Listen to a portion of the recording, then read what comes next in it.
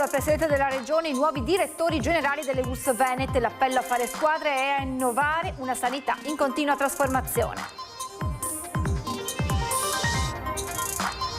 Stretta sulla sicurezza attorno alle basi americane vicentine Ederle e del DIN, la direttiva del Viminale immattinata dopo l'attacco di Stati Uniti e Israele all'Iran. Prima si scontra con un trattore, poi finisce in un canale con la sua Range Rover. Paura a San Michele al Tagliamento, il conducente è salvato dall'autista del mezzo agricolo tuffatosi per soccorrerlo. La nebbia gli fa perdere l'orientamento, automobilista si ritrova sui binari a Cassola, intervento tempestivo dei vigili del fuoco per mettere in sicurezza l'uomo e la rete ferroviaria. Tragedia sfiorata a Montereale Valcellina nel Pordenonese, escursionista 44enne scivola per 50 metri su un pendio ghiacciato, per miracolo riporta solo un trauma alla caviglia.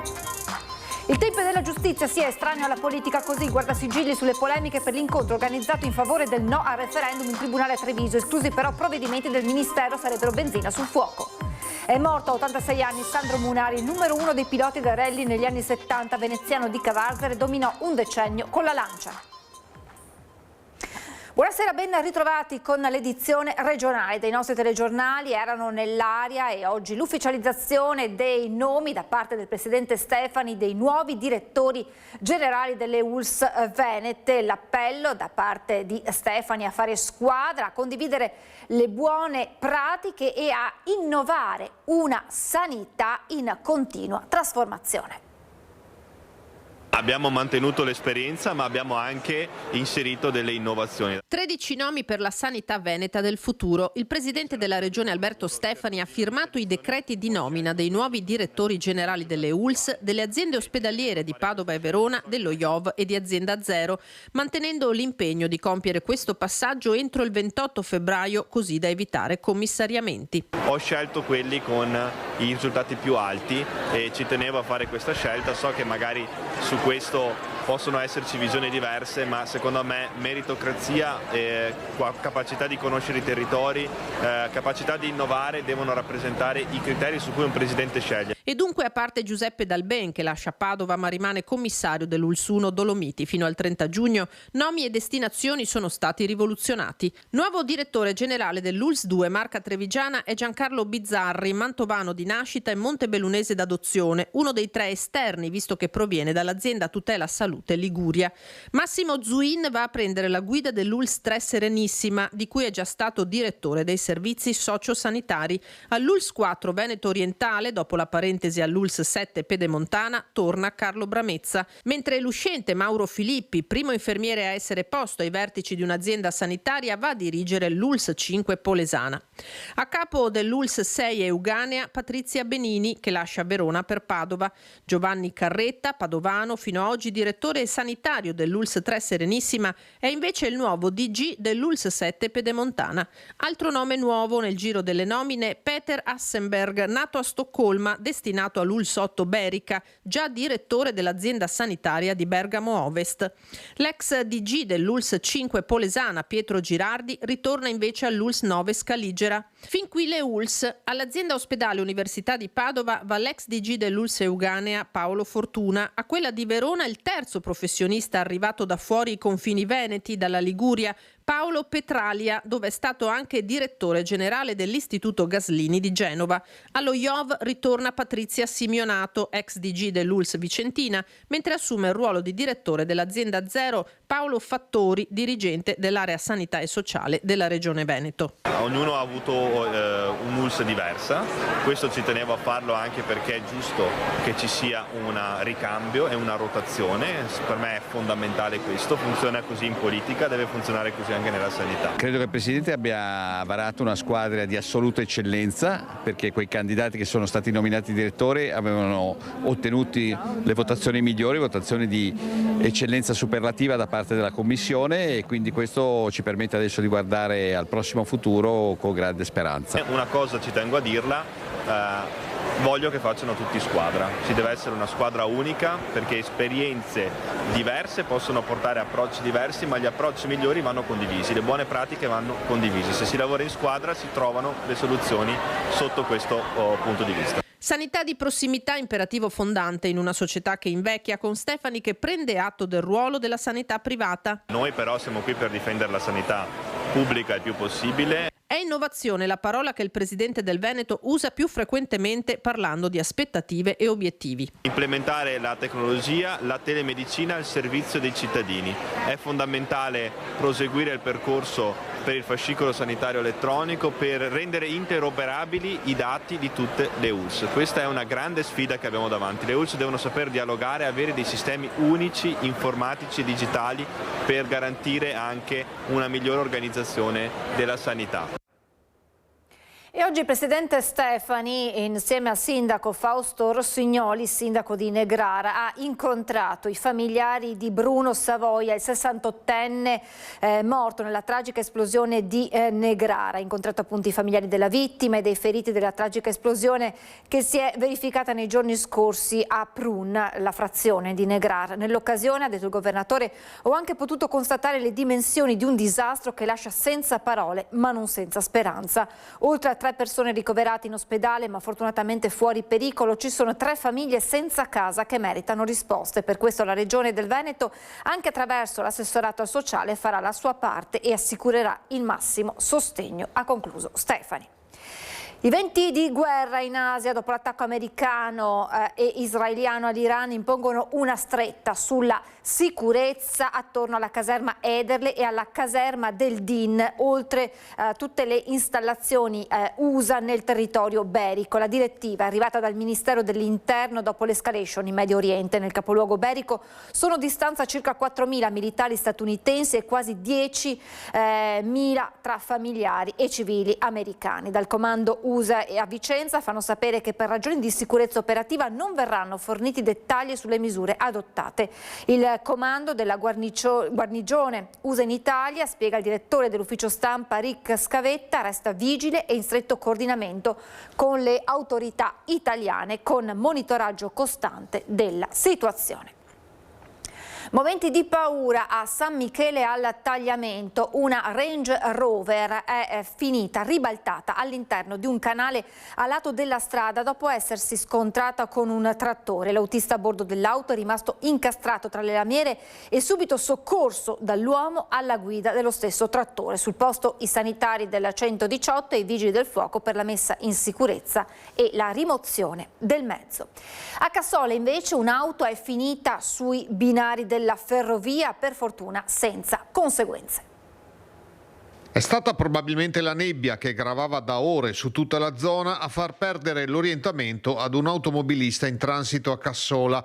Nella tarda serata di ieri il conducente di una station wagon che dal centro del capoluogo era diretto verso sud ha svoltato verso sinistra, stringendo eccessivamente la curva in uscita da via Papa Giovanni XXIII, ha imboccato la strada ferrata verso Castelfranco all'altezza del passaggio a livello anziché via Grande. Sul posto sono arrivati rapidamente i vigili del fuoco di Bassano che hanno messo in sicurezza la vettura e la rete ferroviaria su cui la circolazione dei treni è stata temporaneamente interrotta. In supporto sono arrivate anche le forze dell'ordine con i tecnici della rete ferroviaria. L'intervento senza conseguenze per le persone si è concluso in circa 2 ore. 2 aggressioni, una con coltello tra Mestre e Marghera a distanza di poche ore, una dall'altra, e tra i cittadini cresce la paura. Giornata di sangue tra Mestre e Marghera con 2 gravi episodi a distanza di 4 ore uno dall'altro. In via Fratelli Bandiera, poco distante dal centro sociale Rivolta, verso le 20:30, una donna è stata aggredita da un uomo armato di coltello che l'ha colpita al termine di una lite. Le ferite a mani e volto farebbero pensare a un tentativo di difesa dai colpi. Soccorsa dal SUEM, è stata trasportata all'ospedale di Mestre con diverse lesioni da arma da taglio, ma non sarebbe in pericolo di vita. I carabinieri di Mestre stanno cercando l'aggressore che si è dileguato dopo aver colpito la donna. Poche ore prima, verso le 16:30, in via Gavagnini, in quartiere Pertini a Mestre, si verificava un altro episodio, una lite furiosa tra 2 ex fidanzati separati in casa che si sarebbe potuta concludere anche in questo caso in modo peggiore. Al culmine di una lite, la donna ha colpito con un pezzo di vetro l'ex fidanzato 50enne all'addome, ora ricoverato in ospedale. Le sue condizioni sono serie, ma non sarebbe in pericolo di vita, mentre la donna è stata portata in carcere. I 2 però non sarebbero nuovi a liti violente, come racconta chi conosce bene il quartiere. è una coppia già conosciuta da tempo, un po' problematica, dedica anche al laico, quindi con problemi di questo genere. Lì c'è stata una lite familiare, evidentemente familiare nel senso che sono stati assieme parecchi anni. Adesso dicono che si sono lasciati, ma il fatto avvenuto ci dimostra che insomma i rapporti erano ancora tesi, molto, molto duri, ecco. Secondo Rocelli, però, alcuni di questi episodi si potrebbero evitare se nel quartiere ci fossero attrattive coinvolgenti per chi lo vive. Qui non c'è niente. Non c'è un cinematografo, un teatro, non ci sono attività di nessun genere, manca il comune, gli uffici comunali, la polizia locale, insomma non c'è niente di niente. È logico che in un quartiere del genere, se non hai possibilità diverse da muoversi, da occupare il tempo, fare qualcosa di importante, ti dedichi a che cosa? Alla birra. L'appello che mi dicevi ai sindaci è grande attenzione a questi quartieri in cui non c'è niente, perché prima o poi scappa qualcosa. Ora siamo riusciti a tenere condizioni abbastanza ottimali, però non è che possiamo per sempre tenere questa situazione. Ci diano una mano. Ecco, candidati a sindaco, fate attenzione ai quartieri. Ci spostiamo nel Pordenonese con una tragedia sfiorata. A Montereale Valcellina, escursionista 44enne scivola per 50 metri su un pendio ghiacciato e teletrasportato a Belluno. Fortunatamente ha riportato solamente un trauma alla caviglia. Tragedia sfiorata in mattinata sulle montagne di Montereale Valcellina. Un escursionista pordenonese di 44 anni è scivolato per circa 50 metri su un pendio ghiacciato mentre percorreva il sentiero 987 sotto la pala d'Altei, a quota 1250 metri. A lanciare l'allarme sono stati i suoi amici che hanno chiamato immediatamente il 112. La Sores ha attivato la stazione di Maniago del soccorso alpino e l'elisoccorso regionale, che però non ha potuto intervenire a causa della nebbia. Per questo motivo è stato fatto decollare l'elicottero Falco da Piave di Cadore. Una volta sul posto, i tecnici del soccorso si sono calati con un vericello di 20 metri, hanno raggiunto l'escursionista e lo hanno imbragato. Successivamente il 44enne è stato trasportato all'ospedale di Belluno, dove si trova ora ricoverato per un trauma, fortunatamente solo alla caviglia. I suoi amici invece sono stati accompagnati a valle dai vigili del fuoco con il supporto dei soccorritori della stazione di Maniago, in un intervento condotto in stretta collaborazione e sinergia con il soccorso alpino. In montagna con le temperature alte aumenta il rischio valanghe, anche se da domani fortunatamente le temperature dovrebbero abbassarsi. Dopo la neve che ha baciato le Olimpiadi sono arrivate temperature quasi primaverili, che a febbraio sono decisamente sopra la media stagionale, con lo zero termico dato a 3000 metri. C'è preoccupazione per la possibilità di valanghe. I rischi sono quelli che continuano da inizio dell'inverno e ora si sono anche un po' diversificati. Abbiamo sui quadranti settentrionali, quindi tutti i versanti nord, nord-ovest, nord-est, ancora strati deboli persistenti inglobati nel manto, con le nevicate che sono succedute in questo ultimo periodo, che si stanno in questi giorni molto appesantendo a causa delle alte temperature. Le Alpi in febbraio hanno visto 2 decine di persone perdere la vita. Non sono mai troppi i consigli sul cosa fare, il dove non andare, il saper rinunciare. Come diciamo anche come soccorso alpino da tutto l'inverno, di fatto questo è un inverno molto particolare che si è caratterizzato da frequenti nevicate con spessori ridotti. Questo ha fatto sì che il manto sia strutturato con strati deboli inglobati che lo rendono molto, molto fragile. Quindi su tutti i versanti nord, anche per il lavoro compiuto dal vento e quindi la creazione di grandi accumuli da vento a tutte le esposizioni, è ancora da evitare di sciare o di percorrere pendii che abbiano pendenze superiori ai 30 gradi. Il ministro della Giustizia Nordio questa mattina nella Marca Trevigiana, Spresiano per l'esattezza, per parlare della riforma della giustizia, è intervenuto anche sulla polemica scoppiata a Treviso dopo la notizia che l'Associazione Nazionale Magistrati ha organizzato in tribunale a Treviso un dibattito per spiegare le ragioni del no al prossimo referendum.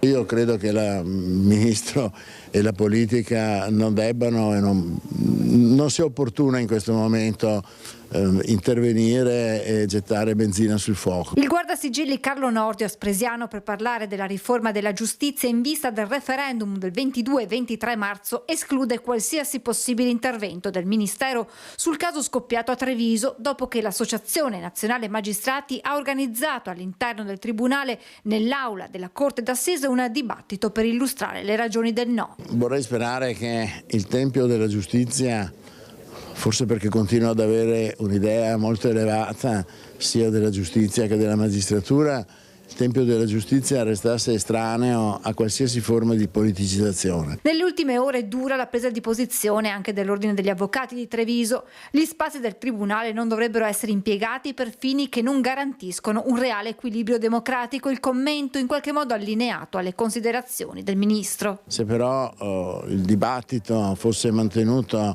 in termini tecnici e con uguale rappresentanza di entrambe le parti, trattandosi di un argomento che interessa la giustizia, non vedrei nulla in contrario, però purtroppo gli esempi che abbiamo avuto non tanto a Treviso quanto in altri palazzi di giustizia, ultimo quello di Reggio Calabria, ci dicono che le cose non stanno andando così.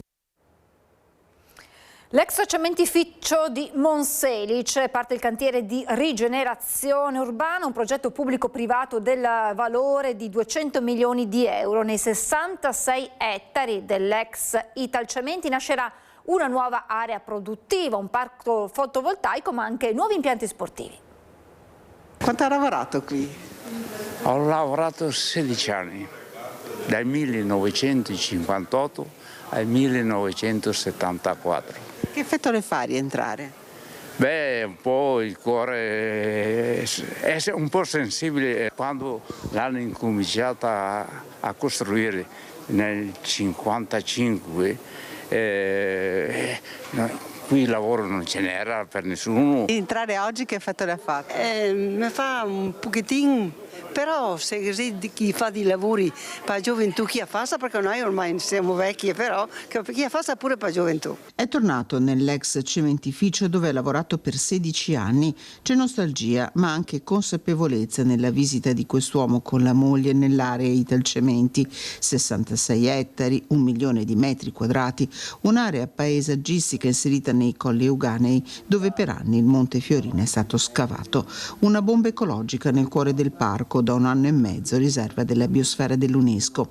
Entro 2 settimane le ruspe inizieranno le opere di demolizione grazie a un accordo pubblico-privato tra il comune di Monselice e l'azienda bergamasca della famiglia Vitali. Una giornata davvero importante che segna un percorso che è durato per molti anni, che durerà ancora nel futuro e che coniuga e non cancella il passato di una città dal punto di vista industriale con il suo futuro, che parla di rigenerazione e sostenibilità di un'area che, se non avesse avuto questa opportunità, sarebbe rimasta un ecomostro alla porta dei Colli Euganei. Verrà realizzata una parte di zona produttiva di circa 200.000 metri, verrà realizzato un grande parco fotovoltaico, un'area da destinare ad impianti sportivi, percorsi ciclopedonali e una bretella di collegamento con la nuova strada regionale numero 10. Grazie a un team internazionale di architetti realizzare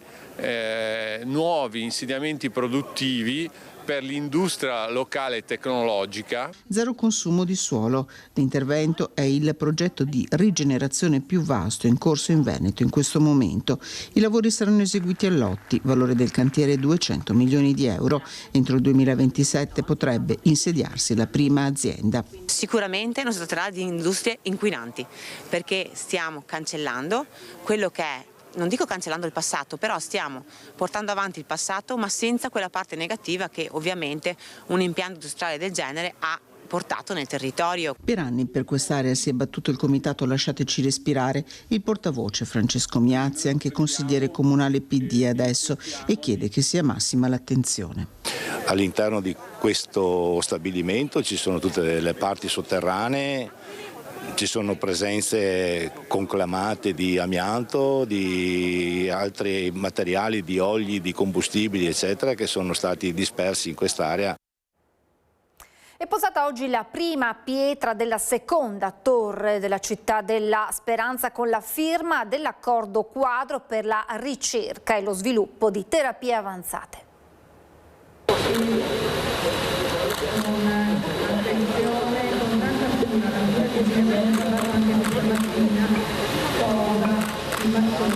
Una pietra posata oggi per cambiare le cure del domani. A Padova si gettano le fondamenta della seconda torre dell'Istituto di Ricerca Pediatrica Città della Speranza. Nel piazzale di Corso Stati Uniti si è svolta la cerimonia di posa della prima pietra dell'edificio Orizzonte della Ricerca, ampliamento che ospiterà nuovi laboratori e una cell factory dedicata allo sviluppo di terapie avanzate. In questa torre si andrà a realizzare delle terapie innovative che andranno a rispondere a quelle malattie rare che spesso e volentieri non trovano risposte nelle cure tradizionali. Quindi per noi è molto importante perché ogni bambino ha diritto di avere una risposta rispetto ai propri problemi. Un massiccio lavoro di squadra dal valore di 21 milioni di euro raggiunto dai vertici della Fondazione, che hanno inoltre ratificato un accordo quadro per favorire l'attività di ricerca e sviluppo di terapie avanzate, dallo studio delle tecnologie a RNA alle cellule CAR-T fino alla medicina personalizzata. Questo accordo che stiamo firmando è unico nel Veneto e penso unico in Italia, perché tutte le istituzioni pubbliche, quindi che si adoperano per la ricerca e per la guarigione di queste malattie, si mettono assieme su un progetto grande, enorme, che è quello della Cell Factory. Noi siamo sempre convinti, anche se quando parlano della fondazione parlano di un qualcosa di privato, in realtà noi siamo pubblici perché mettiamo i soldi dei privati per l'interesse della comunità. Obiettivo: rafforzare la ricerca e accelerare l'arrivo delle terapie innovative ai pazienti. Oggi con questi nuovi laboratori, con la Cell Factory, possiamo veramente ampliare la nostra possibilità di terapie personalizzate, possiamo quindi anche creare dei farmaci ad hoc che non sono altro che le cellule di quel paziente manipolate per rispondere al meglio alla patologia che ha quel paziente specifico e non un altro, quindi veramente passi importantissimi che non erano immaginabili 20 anni fa. Voltiamo pagina. Nervesa della Battaglia protegge il suo patrimonio artistico con lo scudo blu, il simbolo internazionale della Convenzione dell'Aia del 56 per tutelare i beni culturali, un'iniziativa condotta con l'ANCI e la Croce Rossa Italiana. Uno scudo per la cultura, uno scudo per proteggere il proprio patrimonio artistico e la propria memoria storica. Nervesa della Battaglia è all'avanguardia nella campagna della Croce Rossa Italiana e dell'ANCI, che proprio con la posizione di questo scudo bianco e blu mette un punto fermo a tutela dei tesori architettonici. Noi siamo riusciti ad averne due, proteggere quindi la sede municipale e anche l'abbazia di Sant'Eustachio, che è un altro sito che ci dà grande orgoglio, quindi insomma siamo molto felici di questo risultato. Lo scudo blu è un emblema riconosciuto a livello internazionale, nato dalla Convenzione dell'Aia, firmata il 14 maggio del 1954 da 37 nazioni, tra cui l'Italia. Si volevano predisporre in tempo di pace le azioni necessarie a prevenire i rischi legati ai conflitti armati a tutela dei beni culturali. Per noi è la protezione dei diritti umani, è il rispetto delle regole durante i conflitti armati e soprattutto si interseca perfettamente dentro quello che è il nostro diritto internazionale. Nel momento in cui questo scudo è stato affisso, in caso che non succeda mai, ma in caso di conflitto armato o in caso di rappresaglia, la distruzione di questo bene che è stato scudato oggi sarebbe una violazione del diritto internazionale, quindi di competenza della Corte Penale Internazionale. La Convenzione dell'Aia nacque sulla scia della distruzione provocata dal secondo conflitto mondiale, una distruzione che a Nervesa si era già consumata verso la fine della Grande Guerra, quando il paese fu letteralmente travolto dalla cosiddetta battaglia del solstizio. Tra il 15 e il 24 giugno 1918 quasi 2 milioni di uomini combatterono lungo il Piave su una linea del fronte di oltre 100 chilometri. La guerra la battaglia del solstizio in modo particolare aveva distrutto più del 90-96% mi pare di tutto quello che c'era, quindi è chiaro che poter proteggere quello che con fatica è stato ricostruito per noi è un importante traguardo.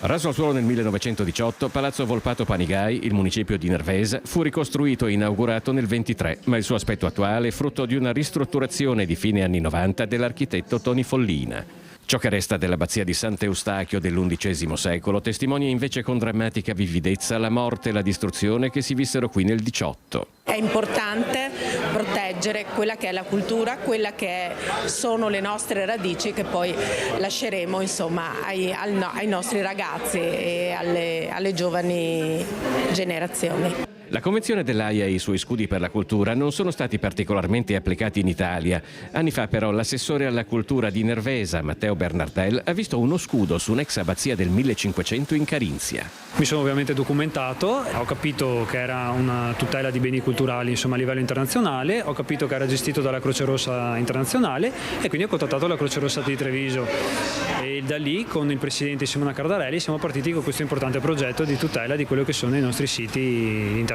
storico comunali.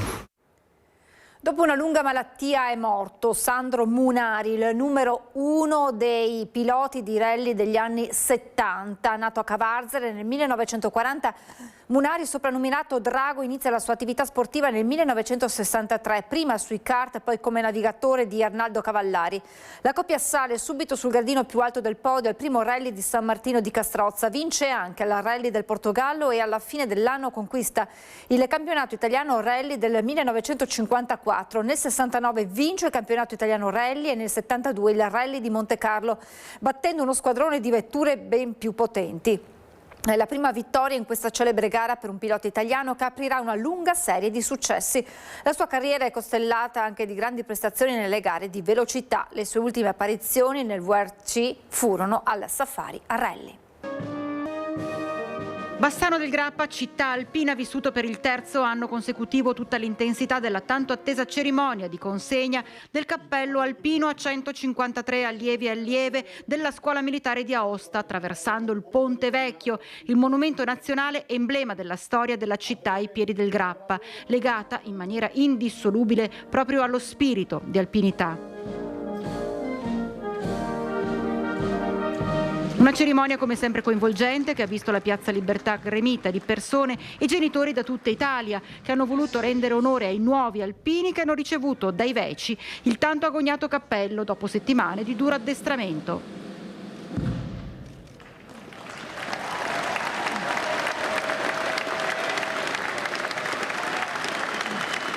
Un cappello che racchiude un significato molto profondo, come ha sottolineato la sottosegretaria di Stato al Ministero della Difesa Isabella Rauti. Che i ragazzi entrano nelle truppe alpine, essere alpini significa non solo servire la patria come fanno tutti i militari, ma significa davvero gettare il cuore oltre l'ostacolo sempre. Madrina dell'evento l'europarlamentare Elena Donazzan per il suo stretto legame con gli alpini e ciò che rappresentano. È stato veramente sconvolgente, non lo sapevo e le parole che sono state dette di una storia, di un'educazione, non solo di me, io cerco di viverle per come si deve rispettare quell'educazione, quella storia, quelle radici che abbiamo.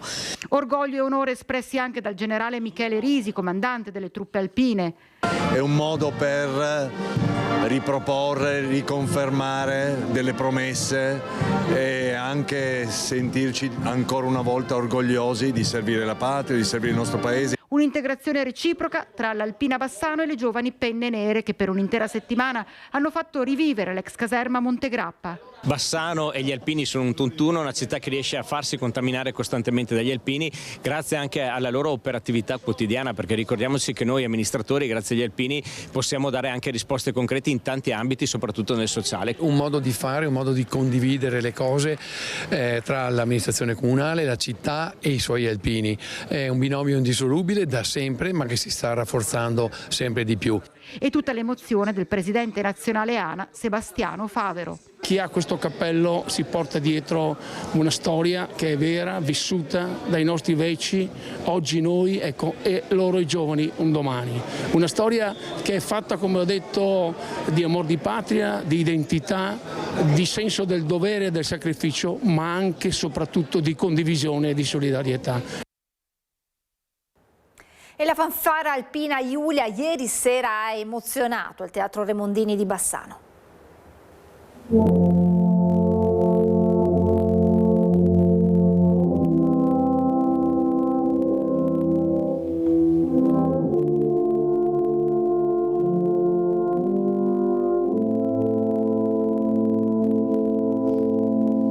Una toccante esecuzione del Signore delle Cime del maestro Beppi De Marzi è stato il momento clou del concerto della fanfara alpina Iulia, che si è esibita al Teatro Remondini nell'ambito delle attività in programma nella settimana della consegna del cappello alpino alle 153 reclute da lunedì in città. Intenso il ricordo del capitano Massimo Ranzani, morto in servizio in Afghanistan nell'esplosione di una bomba il 28 febbraio 2011.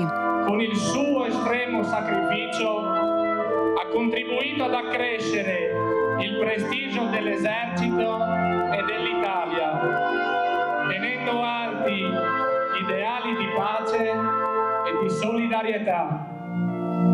Adraskan, Afghanistan, 28 febbraio 2011. La fanfara, diretta dal sergente maggiore capo Flavio Mercorillo, si è quindi esibita nell'esecuzione dei brani caratteristici dell'alpinità, passando anche per la musica classica magistralmente eseguita dai fiati e percussioni, un momento di condivisione attraverso le note a corollario di una settimana densa di emozioni.